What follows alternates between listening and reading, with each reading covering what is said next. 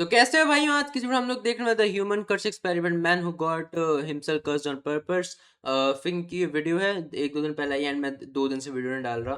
मैंने जब से चैनल शुरू करा ये उसमें पहली बार 2 दिन का ब्रेक लिया मैंने।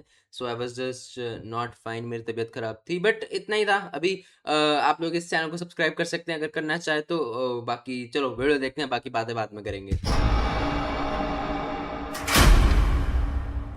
कर्स, विचक्राफ्ट या ब्लैक मैजिक, ये चीजें ऐसी है कि इन चीजों से सबको डर लगता है, चाहे आप इन चीजों में सिंह बिलीव भाई का तो चैनल ही खोलो ना, ऐसा लगता है कोई बंगाली बाबा के उसमें आ चुके हैं। अब ये सब खाड़ के मार देंगे हमको। सिर्फ ब्लैक मैजिक के बारे में बात करते हैं सिंह भैया। आजकल तो क्या सीन हो गया? करते हो या ना करते हो, आप कितने ही रैशनल हो जाओ, आप कितनी ही साइंटिफिक थ्योरीज लगा लो, लेकिन कई बार हमारे सामने ऐसी सिचुएशंस आ जाती हैं कि हमारे लिए ये डिनाई करना मुश्किल हो जाता है कि इन सारी चीजों की एक अलग दुनिया है, एक ऐसी दुनिया जो हमें दिखाई नहीं देती है लेकिन हमें महसूस जरूर होती है। अगर आपको पता है कि ये कर्स, ब्लैक मैजिक, विचक्राफ्ट, इन चीजों के इफेक्ट्स आप पे हो सकते हैं, तो कोई पागल ही होगा जो ये कहेगा कि मेरे को इन चीजों में विश्वास नहीं है, और वो अलग अलग लोगों के पास जाके, अलग अलग विचेस के पास जाके, अलग अलग तांत्रिक के पास जाके ये बोलेगा कि भाई आप लोगों को विश्वास है क्या? जेन्युइनली मेरे को, मैं देखो उतना नहीं मानता इन सब चीज़ों में, बट मानता नहीं है ना, फिर भी एक थोड़ी सी सेफ्टी रखनी चाहिए।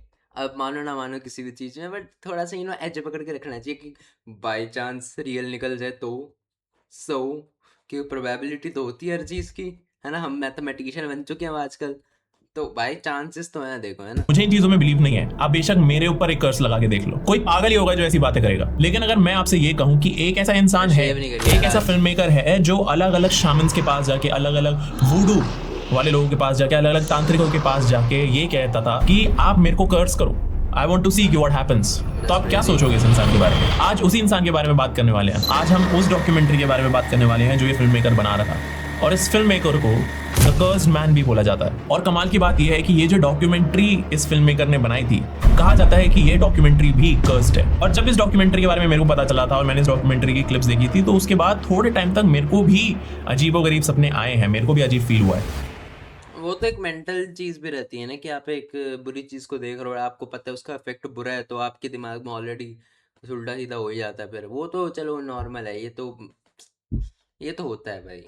ये तो आपके वो ब्रेन क्या कहते हैं उस चीज को, कौन सा पार्ट कहते हैं यार, एक तो मैं भूल जाता हूँ। छोड़ो भाई, मेरे बीमार हो, मेरा दिमाग खराब हो रखा है, छोड़ो। देखते इस हैं, फिल्म वीडियो मेकर चल का रही है ना, एक्सपेरिमेंट बाद शुरू में होता है चलेगा। कैलिफोर्निया से, जहाँ हाँ पे भाई, वो चल एक रही है कोवन से मिला था। कोवन means a group of witches. हाँ बड़े भाई। उसने वहां जाके विचेस से ये कहा, I am interested in finding a curse और black magic to put on myself. लेकिन उन विचेस ने सीधा सीधा मना कर दिया। उन्होंने बोला कि ये आइडिया बहुत ज्यादा डेंजरस है और इसके बहुत ही ज्यादा सीरियस और डेंजरस कॉन्सिक्वेंसेस हो सकते हैं, और अगर ये कर्स आप पे लगाया गया तो जो स्पिरिट आपके पीछे छोड़ी जाएगी वो आपका पीछा कभी नहीं छोड़ेगी, she will follow you for ever. लेकिन लायम इस बात को हजम नहीं कर पाया, एक्सेप्ट नहीं कर पाया, और वो चला गया न्यू ऑर्लिन्स। लायम उस फिल्म मेकर का नाम था। न्यू ऑर्लिन्स जाके वो कुछ ऐसे लोगों से मिला जो वूडू करते थे। लायम जिस वूडू प्रैक्टिशनर से, जिस वूडू प्रीस्ट से मिल रहा था, लायम ने उसके सामने जाके बोला कि प्लीज मेरे पे कर्स डाल दो, मुझे पर्सनली एक्सपीरियंस करना है कि अगर मैं कर्स हो जाऊं तो मुझे कैसा लगेगा, मेरी जिंदगी किस वे में इफेक्ट होगी। लायम की ये रिक्वेस्ट सुनते ही जो वूडू प्रीस्ट था उसको इतना ज्यादा गुस्सा आया कि उसने चीखते हुए लायम को बोला कि तुम ये क्या बकवास कर रहे हो, ये किस तरीके की डिमांड है। और उस प्रीस्ट ने लायम को ये भी बताया कि जस्ट बिकॉज लायम की ये इच्छा थी, ये डिजायर था कि वो कर्स हो। अब लायम ने ये सारी चीजें रिक्वेस्ट करके बोल के इस रिक्वेस्ट को, जो कर्स होने वाली रिक्वेस्ट है, उसको आउट इन द वर्ल्ड ऐसे प्रेजेंट कर दिया है, जिसके वजह से अगर कोई भी इविल स्पिरिट लायम के आसपास है तो वो लायम से अट्रैक्ट होगी। और वुडू प्रीस्ट ने बोला कि अब अगर तुम्हें कर्स लगना ही होगा तो वो तुम्हारे वजह से ही लगेगा, क्योंकि अब तुमने अपनी रिक्वेस्ट दुनिया में छोड़ दी है। और लायम जिस एक्सपेरिमेंट को रन कर रहा था उसका एविडेंस अब लायम को तभी मिलेगा। तो जस्ट बीइंग क्यूरियस, प्लीज मुझे कोई कर्ज नहीं चाहिए। कि मतलब ऐसे ही कोई सोचता है तो उसको ऐसे लग जाता है उस पे। आई एम नॉट सेइंग कि मैं सोच रहा हूँ या फिर कोई भी सोच रहा है, बट ऐसा होता है क्या? एग्जाम्पल, कोई भी अगर सोच रहा है तो उस पे ऐसे ही लग जाता है, या फिर उसको किसी को बताना पड़ता है कि हाँ भाई ऐसा सोच रहा है वो।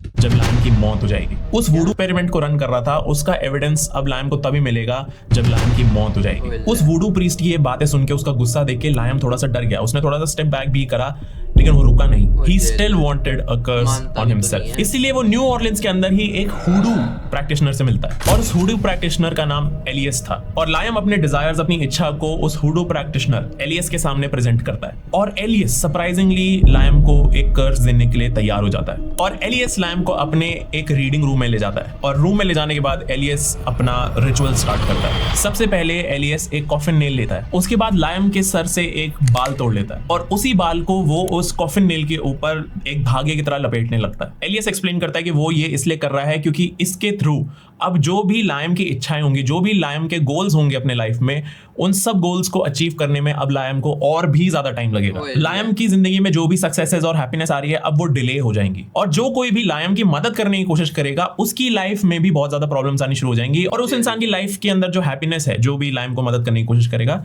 उसकी लाइफ से भी हैप्पीनेस छिनने लग जाएगी। इस एक्सप्लेनेशन के बाद एलियस अपना एक्चुअल रिचुअल शुरू करता है। एलियस क्या साउंड इफेक्ट था भाई, मेरे को एकदम से ऐसे दिल में लगा भाई ये साउंड इफेक्ट। क्या व्हाट द हेल। अपने सारे एंसेस्टर्स को पुकारने लगता है। एलियस अजीबो गरीब आवाजें निकालने लगता है और एक रेड धागे को जलाता है लियम के सामने ही। और जिस तो भाई यार मैं पता है मैं ये वीडियोस रिकॉर्ड करता हूँ रात को, ठीक है। अभी अभी अभी पता है क्या कितने बजे, रुक जाओ देखने दो। अभी 8:20 हो रहे हैं बड़े भाई। क्या भाई क्या, हाँ 8:20 हो रहे हैं और अभी मैं रिकॉर्ड कर रहा हूँ ना, तो मैं इसको एडिट करूंगा, मतलब 10 बजे तक पोस्टिंग करूंगा मैं इस वीडियो की। तो उस टाइम तक पता है थोड़ी रात हो जाती है, सोने वोने का टाइम हो जाता है भाई। उस टाइम तक तो भाई ये देखूंगा मैं वापस, क्योंकि एडिट करते हुए थोड़ी बहुत नजर पड़ी जाती है ना। तो भाई मेरे को तो ये सब चीज़ जिस दिन मैं देखता हूँ ना ये फेंग और अल्फक की, उस दिन भाई मेरा दिमाग खराब होता है थोड़ी देर के लिए। मेरे को लगता है भाई मेरे घर में भूत चढ़ गया है। फक भाई, जस्ट किडिंग भाई, सही में मत चढ़ जाना यार। हेयर को वो कॉफिन नेल पे लपेट रहा था, अब वो उसे और टाइटली लपेटने लगता है। एलियस बहुत ही जोर जोर से कर्स पढ़ने लगता है और कर्स के अंदर वो बोलता है कि ये कर्स लायम को अब हर जगह फॉलो करेगा। ये कर्स लायम को इतना बुरा फीवर देगा कि उसकी पूरी बॉडी जलने लगेगी और ये कर्स सबसे पहले लायम के पैरों को डिस्ट्रॉय करेगा। उसके बाद एलियस उस कॉफिन नेल को कुछ हर्ब्स के साथ मिला के एक डूम ऑयल में डिबो के एक काले कपड़े में रैप करके रख देता है। डूम ऑयल बेसिकली नेक्रोमेसी प्रैक्टिसेस में यूज करा जाता है जब आपको अपने एनिमी को एकदम कोर तक डिस्ट्रॉय करना होता है। और सोचो इस ऑयल का यूज एलियस ने यूज करा था लायम को कर्स करने के लिए। तो ये जो डूम ऑयल था ये कहीं ना कहीं एक गारंटी ही था कि एलियस एक बहुत ही डिस्ट्रक्टिव कर्स लगा रहा है लायम पे। एलियस उस कर्स का एक एम्यूलेट बनाता है और वो लियम को पहना देता है। एलियस बताता है कि अब लायम की डिस्ट्रक्शन की शुरुआत होगी and it will start with nightmares. Lime को सोने में बहुत ज्यादा दिक्कत होगी, उसके बाद धीरे धीरे करके लायम के अंदर सिकनेस आएगी और लायम के अंदर डर और कंफ्यूजन बढ़ने लगेगा और एंड में जाते जाते lime will face a severe loss in life. अब एक बहुत ही बड़ा लॉस, वो लॉस किसी भी चीज का हो सकता था, वो वेट कर रहा था लायम। इस कर्स के लगने के बाद लायम वाज एक्साइटेड क्योंकि वो देखना चाहता था कि अब होगा क्या। उसको सही में देखना था कि अगर ये कर्स काम करता है तो उसकी लाइफ किस लेवल पे चेंज होगी, क्या क्या हो सकता है उसके जीवन में। लायम बहुत ज्यादा एक्साइटेड था और थोड़े दिनों बाद लायम की जिंदगी में चेंजेस आने लगे। सबसे पहले तो लायम को बहुत ही अनसेटलिंग ड्रीम्स आने लगे और उसके ड्रीम्स नाइटमेयर्स में कन्वर्ट हो गए थे। और वो कोई नॉर्मल नाइटमेयर्स नहीं थे, वो नाइटमेयर्स बहुत ही ज्यादा सिनिस्टर और वायलेंट थे नेचर में। लेकिन इसके बाद भी लायम कन्विंस्ड नहीं था। भाई आपको फिंग की वीडियो देखते थोड़ी सी वैसी वाइब नहीं आती, मतलब अजीब सा नहीं लगता देखते हुए? फिर वो कभी कभी लगता है भाई फिंग की वीडियो देखते इतना ऐसे कि कुछ कुछ तो गलत है भाई, कुछ तो अजीब है।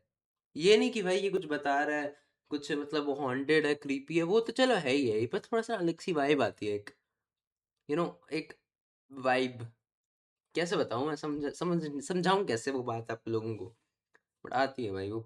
छोड़ो भाई कि उस पे कोई कर्स हुआ है। तो अब लायम ने डिसाइड करा कि वो एक और जगह जाएगा और इस बार वो आया to the land of black magic, India में। लायम सीधा कैलिफोर्निया से आया अपने इंडिया के नॉर्थ ईस्ट के मयोंग विलेज में। मयोंग आसाम में एक ऐसी लोकेशन है जहां पे विच क्राफ्ट, ब्लैक मैजिक बहुत ज्यादा प्रैक्टिस करा जाता है एंड एलिजिडली वहां पे ह्यूमन सैक्रिफाइस भी परफॉर्म करा गया है कई बार। लायम को मयोंग के अंदर एक तांत्रिक मिलता है जो लायम को बोलता है कि वो उस पे एक तंत्र करेगा। तांत्रिक ने बोला कि वो लायम के सामने चिनामास्ता देवी को बुलाएगा और लायम फिर देवी से कुछ भी मांग सकता है जो भी उसे चाहिए। तुम में से काफी लोगों को नहीं पता होगा कि चिनामास्ता देवी इज द गॉडेस ऑफ तांत्रिक विद्या एंड ब्लैक मैजिक। लायम जब इंडिया में था उसने अपनी एक इंडियन लोगों की टीम बनाई हुई थी और जब पूरी टीम और लायम ने उस तांत्रिक से बात करी थी और जैसे ही तांत्रिक ने अपने मुंह से चिन्नामस्ता देवी बोला था, लायम की पूरी इंडियन टीम घबरा गई थी।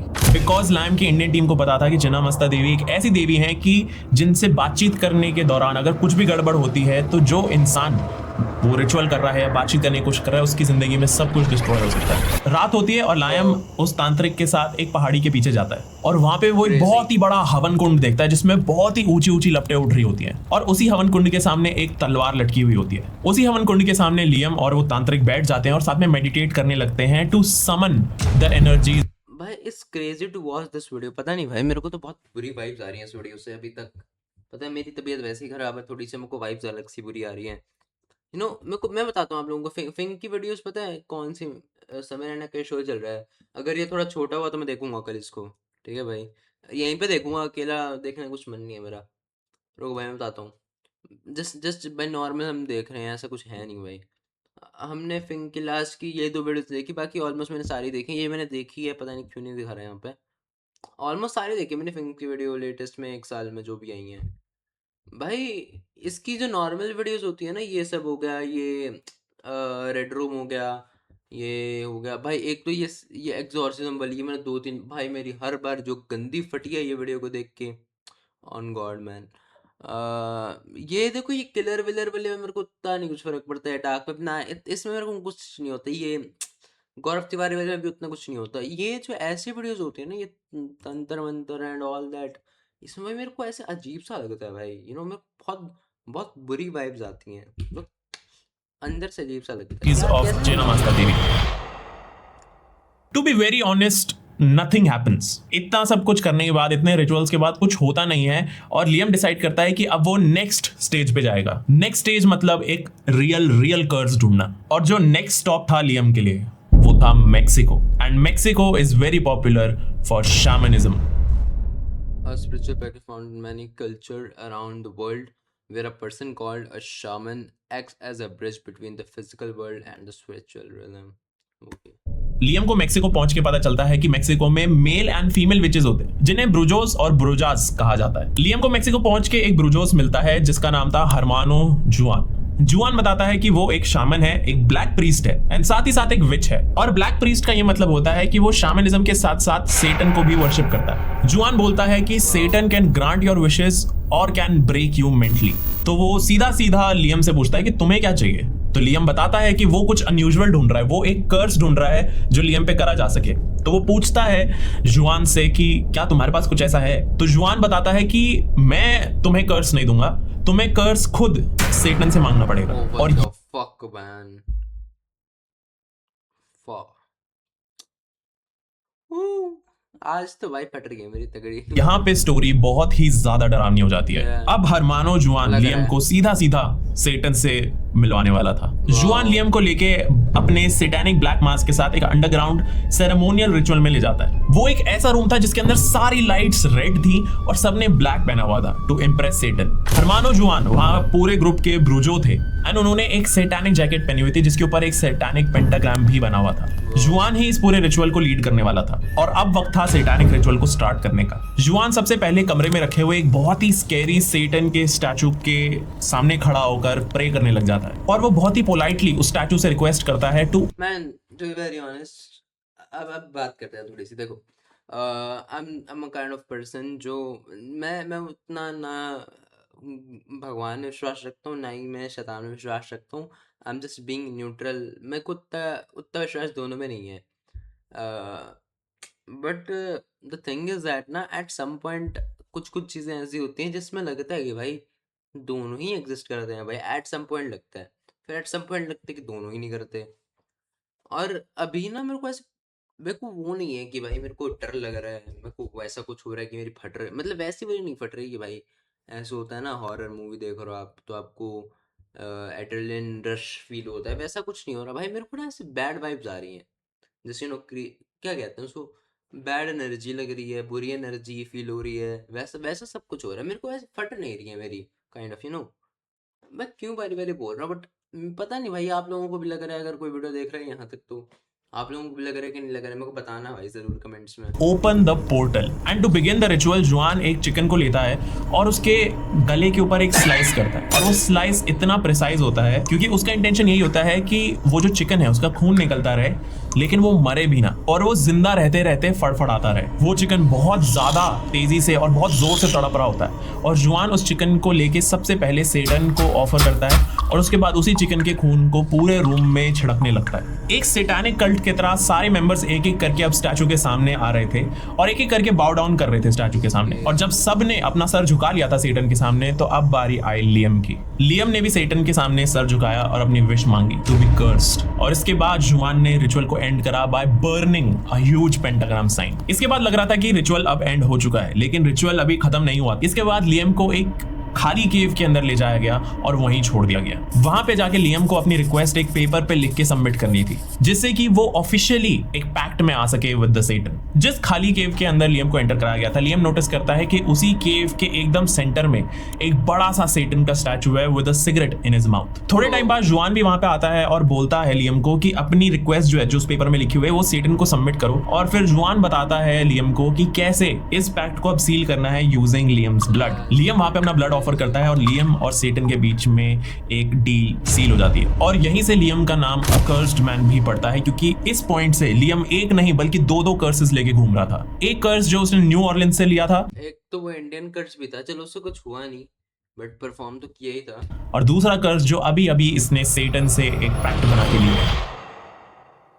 इस सैटानिक रिचुअल के बाद लियम सीधा कैलिफोर्निया चला जाता है, और कुछ महीनों बाद लियम के ड्रीम्स इतने ज्यादा वर्स हो जाते हैं कि वो बिलीव ही नहीं कर पाता कि वो अपने ड्रीम्स में क्या देख रहा है। उसके ड्रीम्स बहुत ही ज्यादा डार्क और वर्स हो चुके थे, बहुत ही ज्यादा ब्लडी हो चुके थे, और लियम के ड्रीम्स में कुछ ऐसे विजुअल्स आने लग गए थे कि वो थोड़ा थोड़ा डरने लग गया था, और वो रेगुलरली एक साइकोलॉजिस्ट से भी मिलने लग गया था। साइकोलॉजिस्ट ने लियम से पूछा भी था कि क्या तुम्हें जो सपने आ रहे हैं वो किसी रिग्रेट की वजह से आ रहे हैं, तो लियम बताता है कि ऐसा कुछ नहीं है, लेकिन वो नहीं चाहता था कि किसी भी तरीके से जो कर्सेस हैं वो फिजिकल फॉर्म लेने लगे। लियम वाज ओके जब तक उसको नाइटमेयर्स और बुरे विजुअल्स आ रहे थे, लियम वो सह सकता था, लेकिन ये जो डर था लियम का ये भी सच होने वाला था। एक दिन सडनली लियम को शौक चढ़ता है माउंटेन बाइकिंग का, जो वो पहले करा करता था अपने स्ट्रेस को रिलीव करने के लिए। तो वो जाता है माउंटेन बाइकिंग के लिए, और वहां जाके वो अपनी आप लोगों का अगर दिन बुरा चल रहा है, आपके दिन बुरे चल रहे हैं, मेरे को नहीं लगता भाई आप लोगों को ऐसा कुछ करना चाहिए जो आपको लाइक होता है ना कि मैं ये बचपन से कर रहा हूँ, मैं ये कर रहा हूँ, मेरे को बहुत पसंद है, आज ट्राई करते हैं।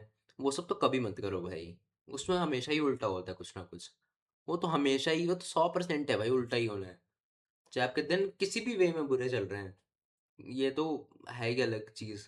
वैसे भी भाई कुछ ना कुछ तो बुरा होके रहता है भाई उस दिन तो होता ही है भाई कुछ ना कुछ बुरा। साइकिल चला ही रहा होता है माउंटेन ट्रेल पे, एंड सडनली पता नहीं क्या गिर होता है जाता बट है लियम भाई। बहुत जोर से साइकिल से गिर जाता है, और वो कोई छोटे मोटे तरीके से नहीं, बहुत ही हाई स्पीड पे बहुत ही रिस्की तरीके से गिरता है, और लियम को ऐसा महसूस होता है कि किसी तो इनविजिबल फोर्स ने उसे धक्का दिया है। लियम अपनी गलती की वजह से नहीं गिरा है। लियम इतने बुरे तरीके से गिरता है कि लियम के नीज पे एक बहुत ही मेजर और बड़ा कट लग जाता है, वाह। इतना गहरा कट कि लियम को स्टिचेस तक लगवाने पड़ते हैं। लियम के पैरों की हालत बहुत ज्यादा खराब हो जाती है, और इतनी ज्यादा खराब हो जाती है कि लियम बेड रिडन हो जाता है। लियम के पैर बहुत ज्यादा स्वेल हो जाते हैं, और उसको डॉक्टर बोलते हैं कि वो कम से कम 5-6 हफ्तों तक अपने बेड से नहीं हिल सकता। अब लियम बहुत ज्यादा डर जाता है, क्योंकि उसे चाहिए था कि उस पे कोई भी जो कर्स हो रहा है वो सिर्फ उसे मेंटली इफेक्ट करे, लेकिन अब जो भी कर्सेस उसने खुद पे करवाए थे उन्होंने एक फिजिकल अटैक का फॉर्म ले लिया था। लियम को इतना ज्यादा डर लगने लग जाता है कि वो अपनी सारी फुटेजेस वापस से रिवॉच करता है, उन सारे कर्सेस की, उन सारे रिचुअल्स की, उन सारे लोगों की जिनसे वो मिला था। लियम वो सारी फुटेज देख देता है जो उसने अपनी डॉक्यूमेंट्री के लिए रखी थी, और उसके अंदर उसे कुछ ऐसा दिखता है जिसने उसके होश उड़ा दिए थे। तुम्हें याद होगा कि लियम एक हुडू प्रैक्टिशनर से मिला था, और उसने जब लियम को कर्स दिया था उसने सीधा सीधा बोला था कि जो ये कर्स है वो सीधा सीधा लियम के पैरों पे अटैक करेगा, और लियम का फिजिकल डिस्ट्रक्शन उसके पैरों से शुरू होगा। जब लियम ये फुटेज दोबारा से देखता है तो लियम की तो सांसें रुक जाती हैं, क्योंकि उसे समझ आ जाता है कि एक तो कर्सेस ने फिजिकल फॉर्म ले लिया है, और अब उसकी डिस्ट्रक्शन की शुरुआत हुई है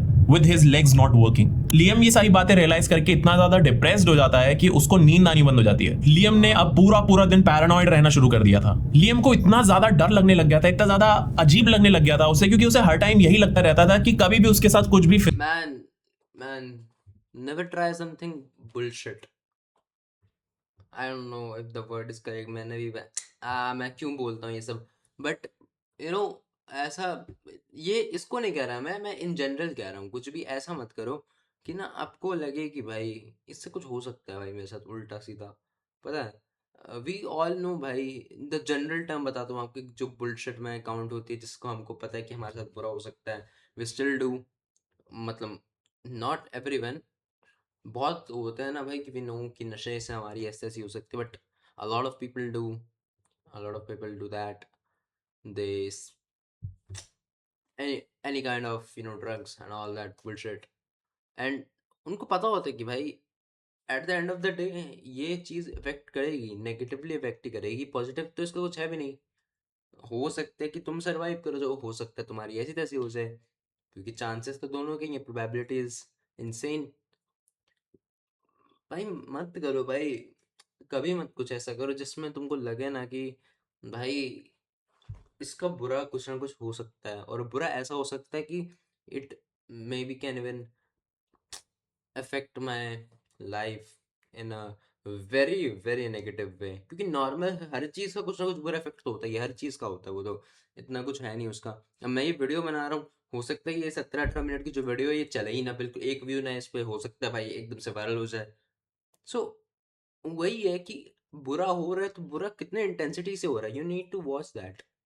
आई डोंट नो भाई मैं क्यों इतना फिलोसफिकल बन जाता हूँ कभी कभी, बट या that's the thing man. Physically बुरा हो सकता है, कभी भी उसको कहीं से भी चोट लग सकती है या फिर कुछ बहुत ही बुरा हो सकता है उसके साथ। और अब इस पॉइंट पे लियम को फर्क भी नहीं पड़ता था कि कर्सेस असली होते हैं या नहीं, वो बस हर चीज को रोक देना चाहता था, वो इस सफरिंग से निकलना चाहता था। फाइनली लियम वापस उस कोवन में जाता है जहां पे वो स्टार्टिंग में गया था, और वहां जाके अपनी पूरी सिचुएशन समझाता है कि उस पे 2 कर्सेस हैं और उसे अब इन कर्सेस से निकलना है। And for the last time Liam एक विच रिचुअल करता है जहां पे उन दोनों विचेस ने सारी व्हाइट ब्लैक ग्रे रेड सारी स्पिरिट्स को बुला लिया था टू हील लियम, और उन्होंने लियम के पहने हुए उस कर्स्ड एम्युलेट को भी तोड़ दिया। और उसके बाद उन्होंने कहा लियम को कि एक शीशे के सामने खड़े हो जाओ and start screaming as loud as possible. ये एक तरीके से एक प्रैक्टिस थी टू एंड द पैक्ट जो लियम ने सेटन के साथ बनाया था। एंड लास्टली सारे कर्सेस खत्म हो गए।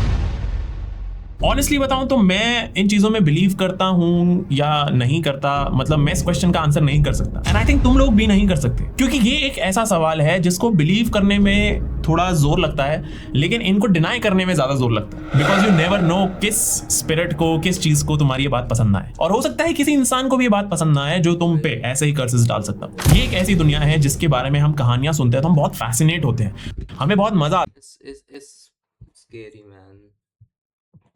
You cannot deny the fact, you cannot accept the fact, कुछ भी हो सकता है यार।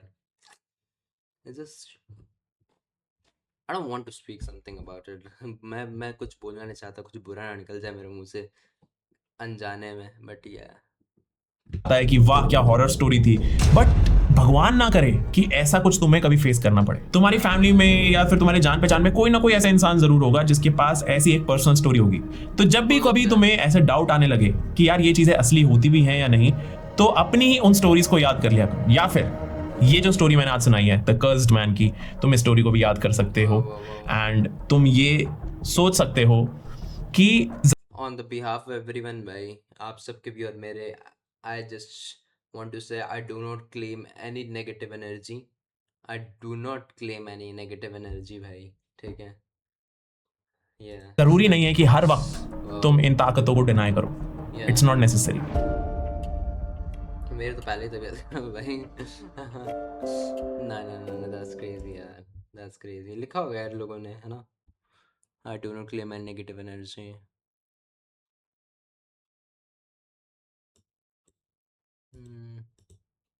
It's just for safety purpose man, I know भाई, नहीं भी होता होगा कुछ, but still you know.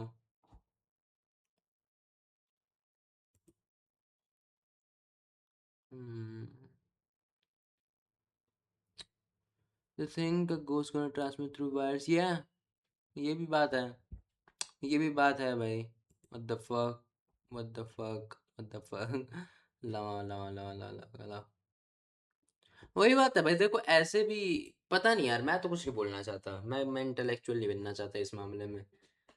It's very risky. Like कर देते हैं भाई, लाइक कर देते हैं, just to be you know that की।